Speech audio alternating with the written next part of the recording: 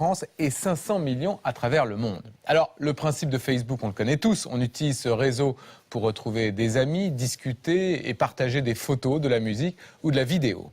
Mais ce qu'on sait moins, c'est que toutes nos informations personnelles sont collectées, analysées, exploitées dans un seul but, celui de gagner de l'argent. Vous allez découvrir qui profite de votre vie privée à votre insu. C'est une enquête sur la face cachée de Facebook, signée Jérôme Lévy.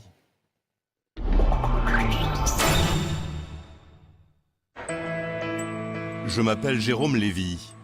Quand je marche dans la rue, les gens que je croise ne savent rien de moi. Ils n'ont aucune idée de mon âge, de mon métier ou de mes passions. Ma vie privée, il n'y a que les gens de mon entourage qui la connaissent. Ou du moins, c'est ce que je croyais.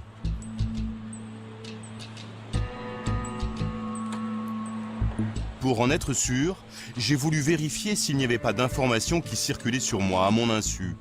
Et j'ai consulté un spécialiste de la question, Albéric Guigou. Bonjour. Vous allez bien? Très bien, et vous-même? Ça va pas mal, écoutez.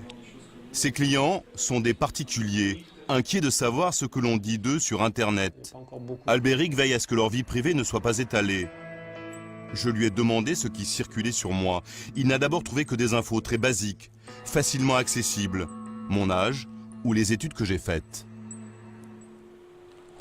Vous êtes diplômé d'un Master 2 de droit des médias à Aix-en-Provence en 2003. Jusque-là, rien de très privé. Mais il en sait en fait beaucoup plus. Vous êtes originaire de la ville de Toulon, dans le Var.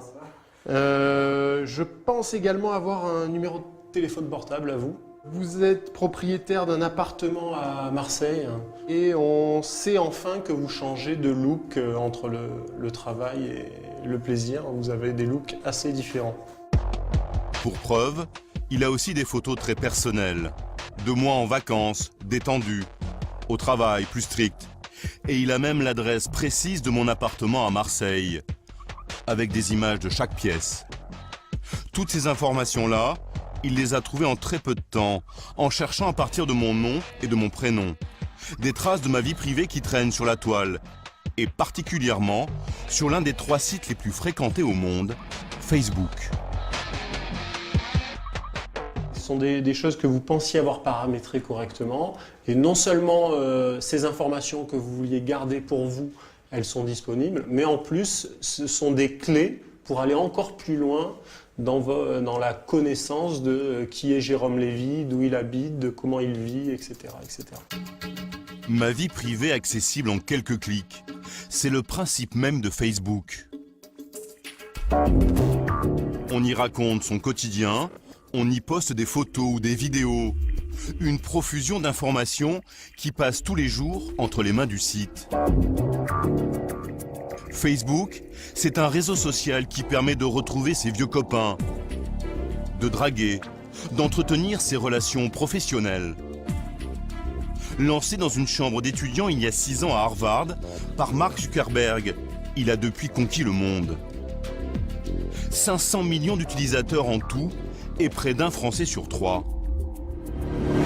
Chaque fois que vous vous y connectez, vous y dévoilez votre vie privée, votre humeur du moment, votre lieu de vacances et parfois même votre religion ou vos opinions politiques. Mais pendant qu'il devient votre meilleur ami, Facebook travaille sans relâche pour exploiter ce que vous avez de plus précieux, votre intimité.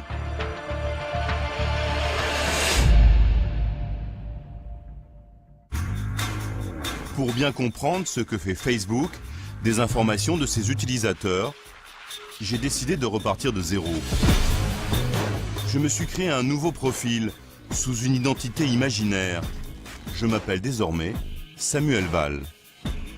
Pour pouvoir m'inscrire, il faut d'abord que je fournisse au site une première fournée d'informations. Nom, prénom, mail, date de naissance. Une fois l'inscription validée, on me propose de dévoiler de plus en plus mon intimité, ma photo, les études que j'ai faites, mon métier aujourd'hui. Je peux ignorer ces informations, mais Facebook m'incite fortement à y répondre si je veux me faire des amis virtuels. Aidez vos amis à vous retrouver en fournissant des informations de base sur votre profil. Mais le site veut aussi savoir où j'en suis de ma vie amoureuse. Je serai célibataire. Curieusement, à droite de mon écran, plusieurs bannières apparaissent. Ce sont des publicités pour des sites de rencontres. On me propose même des conseils de drague. Que fait donc le site internet avec toutes les informations que je suis en train de lui livrer? J'ai beau chercher sur le site, pas de réponse. En fouillant, je finis quand même par trouver un premier indice. En utilisant Facebook, vous acceptez que vos données personnelles soient transférées et traitées aux États-Unis. Mes données personnelles transférées et traitées? Que peut bien vouloir dire Facebook? Il fallait donc remonter à la source, aux États-Unis. Ou plus précisément, là où sont installés la plupart des géants de l'Internet. Dans la Silicon Valley, en Californie. C'est là que se trouve le siège de Facebook. Mais nous n'avons pas pu y entrer, car malgré nos nombreuses demandes, l'entreprise cultive le secret. Elle a refusé de nous recevoir. La seule personne qui connaisse parfaitement le système Facebook de l'intérieur et qui ait accepté de nous répondre mène aujourd'hui une vie paisible dans cette banlieue résidentielle de San Francisco. Vous aimez être dehors, hein, les poulets? Avec ses poulets, son jardin et son petit pavillon, Karel Balloun est bien loin de l'effervescence dans laquelle il baignait il y a 6 ans. Aujourd'hui, il travaille seul. Il a lancé son propre réseau social sur Internet, un site qui met en relation les défenseurs de l'écologie. Mais en 2005, il était l'un des premiers ingénieurs à être embauché chez Facebook, quelques mois seulement après la création du site. Ça, c'est un vrai trésor. Il a quitté l'entreprise il y a 3 ans et il garde encore précieusement les souvenirs de cette époque, comme sa carte de visite. Vous voyez, ils avaient fait les cartes comme un profil Facebook. C'est toujours présenté de façon très simple, hein. Ça, c'est notre première adresse. J'étais ingénieur manager à l'époque. Je dirigeais une des premières équipes du site.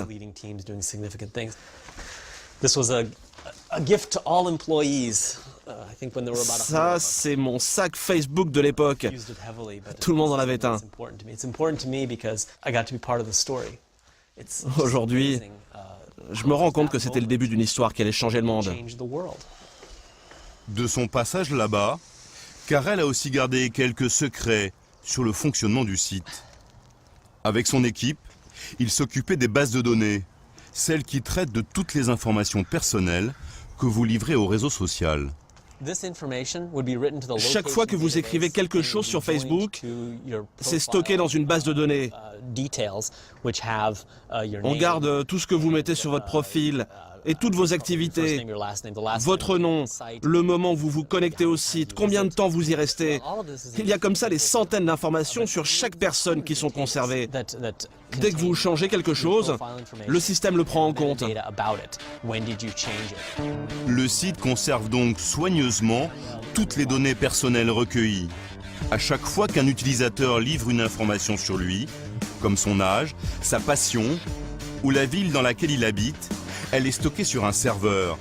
Le réseau social construit ainsi petit à petit une gigantesque base de données avec des fiches virtuelles de chaque personne qui se connecte. Mais que va faire ensuite Facebook de toutes ces informations? Nous montrons alors à Karel la page de Samuel Val, son profil de célibataire et toutes les publicités reçues ensuite pour des clubs de rencontres. Si vous dites je suis célibataire et que je suis intéressé par les femmes, oui, vous aurez de la publicité pour les clubs de rencontres, c'est normal. Ça veut dire que quelqu'un chez Facebook leur a donné ces informations? Non, non. Le système de Facebook garde tout pour lui. En fait, Facebook a d'un côté une base de données avec des informations sur des centaines de millions de personnes. Et de l'autre, il a une liste d'annonceurs qui cherchent à faire leur pub. le système analyse automatiquement les profils Facebook et va dire par exemple « Tiens, Samuel Val habite Paris. Qui veut faire de la pub auprès de quelqu'un qui habite à Paris ?» Ou un autre exemple, si quelqu'un aime le foot, le système dit « Qui veut faire de la pub auprès des gens qui aiment le foot ?» C'est comme ça que ça marche. Voilà donc comment Facebook arrive à vendre de la pub grâce aux données personnelles dont il dispose.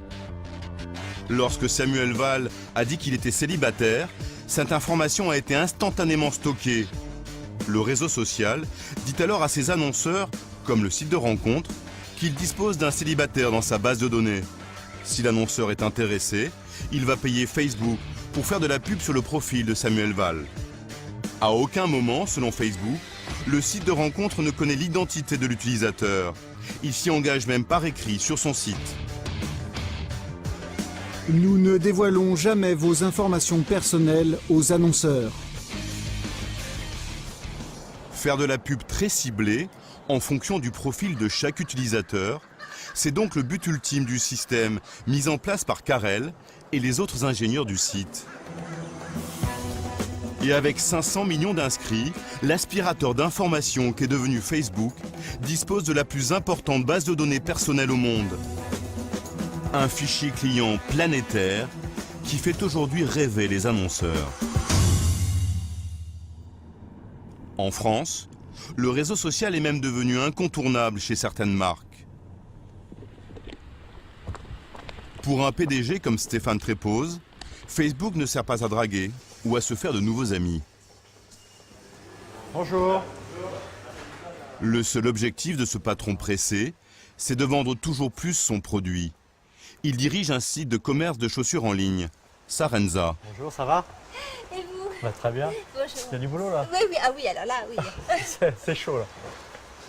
Ouais, il y en a partout. Comme chaque semaine, il fait un tour de ses stocks. Près de 600 000 paires de chaussures qui s'entassent. Il y en a partout. Certaines ne s'écoulent pas très bien en ce moment, mais il pense avoir un moyen d'accélérer ses ventes. Une campagne de pub d'un nouveau genre. Voilà.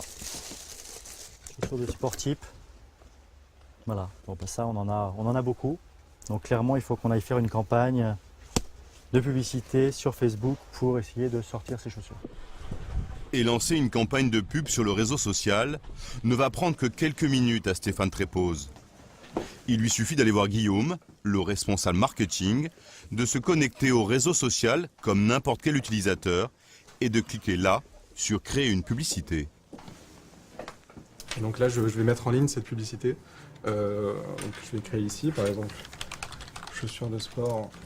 Et donc là, la publicité se crée en temps réel. En même temps que Guillaume tape des choses, la publicité se crée telle que les gens sur Facebook vont la voir. Guillaume ajoute une photo des chaussures, histoire d'être bien visible. Mais l'intérêt de Facebook, c'est de cibler les profils d'utilisateurs qui vont recevoir la pub. Guillaume sélectionne d'abord les personnes majeures. Le site internet lui propose alors d'afficher sa pub chez 16 millions de membres français de plus de 18 ans. Première étape, donc je crée ma publicité donc sur Facebook, et ensuite on va voir que on affine la cible sur laquelle on veut afficher cette publicité. Parce qu'on ne veut pas l'afficher sur les 16 millions de personnes, toutes ne sont pas intéressées spécifiquement. Pour mieux cibler ses clients, Guillaume dispose de toute une série de critères. Le lieu, le pays ou la ville, l'âge, le sexe ou encore les centres d'intérêt. Autant de données personnelles que les utilisateurs eux-mêmes ont fournies sur leur profil. Toutes les informations que Facebook demande à ses utilisateurs, elles peuvent servir derrière à des annonceurs comme nous pour faire de la publicité. Ceci dit, attention, les informations qu'on donne les gens ont accepté de les donner. Stéphane et Guillaume peuvent donc faire leur marché. Ils sélectionnent les profils qui correspondent aux amateurs potentiels de chaussures de sport. On cible tous les profils français Facebook entre 18 et 50 ans, hommes ou femmes, et qui ont un centre d'intérêt, qui ont déclaré avoir un centre d'intérêt particulier sur le sport, sur la mode et sur le football. Donc là, par exemple, on est autour de 800 000 personnes qui sont potentiellement exposées à nos bannières. Dans quelques minutes, 800 000 personnes amateurs de sport pourront voir cette campagne de promotion sur leur profil. Mais ce qui plaît beaucoup à Stéphane Trépoz, c'est que jusqu'à présent, ça ne lui a encore rien coûté. Car sur le site, Il ne paie sa pub que lorsque l'internaute clique dessus et qu'il est donc a priori intéressé par ses chaussures de sport. Dans une publicité traditionnelle, dans un des médias historiques, que ce soit la radio, la télévision, la presse, l'affichage, vous ne pouvez pas cibler, vous pouvez un tout petit peu, vous ne pouvez pas vraiment cibler les gens qui vont regarder votre publicité. Là, ça a deux avantages. Un, je ne montre la publicité qu'aux gens que ça intéresse, parce qu'ils m'ont dit, ils ont dit à Facebook que ça m'intéresse.